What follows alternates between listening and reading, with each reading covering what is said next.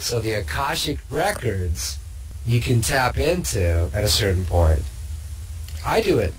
I can't wait for that to happen. It's going to happen in its own good time. I believe at my unfolding of my heart. I guess you could say if there's a chakra that I'm mastering, it's definitely my heart.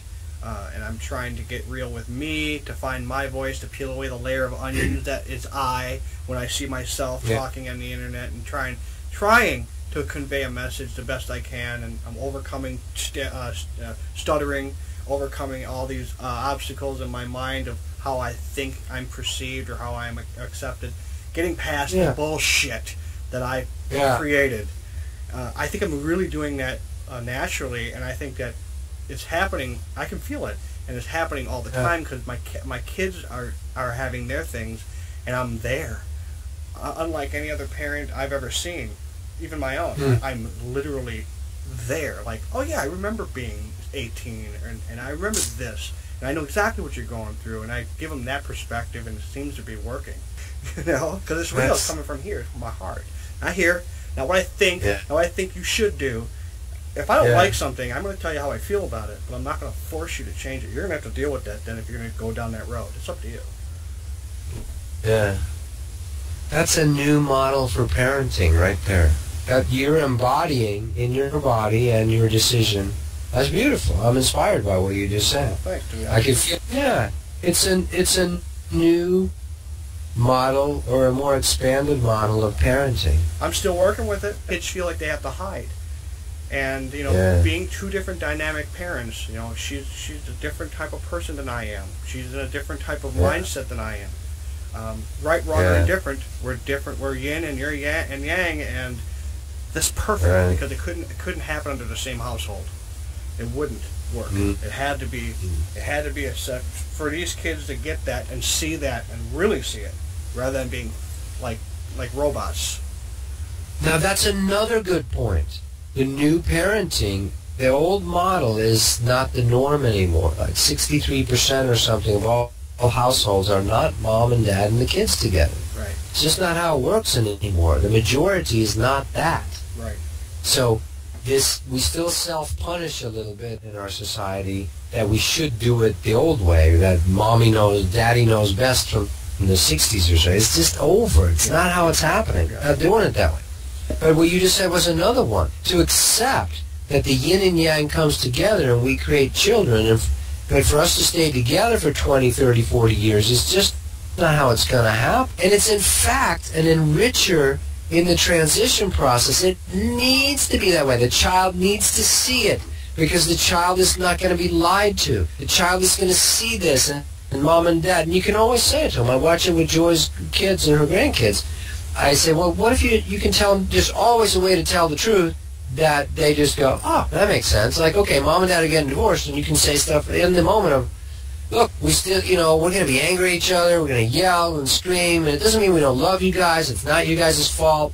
Look, we're going to be upset, we're human, this is how humans work, it'll be okay, but, we're going to be angry at each other for a while, but we all both want the best for you. Kids will go, makes sense to me. I'm going to school. See you later, Dad. That's pretty much how it was. That was pretty much how it was. I mean, believe it or not, games aside that were played, when it came to the kids, man, that's exactly how we handled that. And I think that you're absolutely right. The reality of it is that 63%, and it's probably going to keep on increasing, kids grow up with two separate people. And I remember marrying my wife, and I told my kids as we were growing up, I would rather be in two separate households that are happy rather than one unhappy household. And I'm going to tell you something, man. My daughter asked me 2 or 3 years later, she was 8, 9, 10, 11, 12, she said, Dad, why'd you and Mom get divorced? No, it was 10, because 12 she figured it out. She goes, why'd you guys get married in the first place? I said, well, I think the main thing is that we got divorced so she could meet Ross, the man she's with right now. That's a beautiful relationship, man. It's hard to find somebody that, he could have been a dick. He could have been an asshole, and I would have to deal with him. The universe loves me there. Thank you very much. I appreciate that. And it's making her happy. And if I love her, if you loved her at one time, you'd want her to be happy regardless of who she's happy with. That's real love. That's honest. It may not be my heart, may not be my dick, but it's certainly going to be the heart, the real The reality of it is that on my deathbed, I'm not going to go, man, the bitch went with that dude. No, I'm going to be like, I'm happy I was able to at least make somebody happy for a little while. I love that. I love that. I've always felt that way. You know, with people like, I loved you once, how can I completely deny that that was there? Right. Even if we had shit get stirred up, and now we're going, you know, fuck you and fuck you too for a while, right? Which happens, right? Yeah, you have to. But, yeah, you go through it. If you have to disagree, otherwise you're not connected. Yeah, that's true. Yeah. Be willing to have to walk through that. That's so beautiful what you're saying. I've always resonated that way. I want the best for you. How could you not? If you want to hurt someone and you pray darkness on them and trouble, what kind of person are you? What the hell is that? Well, those are the trolls that troll around on the internet making rude statements about your belief systems because theirs is so great. You go to their channel and they don't have anybody subscribed and they got 2 videos. Neither one of them make any sense. I like that. That's what you're putting out in the universe. And this is who you really are. That. Consider the source. I always consider the source. Yes, exactly. I do that too. I don't get a lot of hate mail anymore because I kind of felt like I was done with it, you know. But you need to go through that as well. When you start expressing more of who you really are instead of what you were programmed to be or, you know, what you were conditioned to be, and all of a sudden, like you're doing, and I can really feel it with you, you're saying, that's it. I'm going to start finding me in my voice.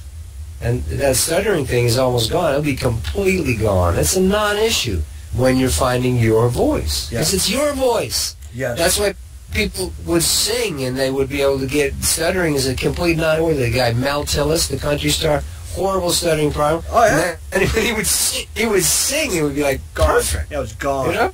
Gone. I love him. He was endearing. Yeah, he was sweet. It was beautiful.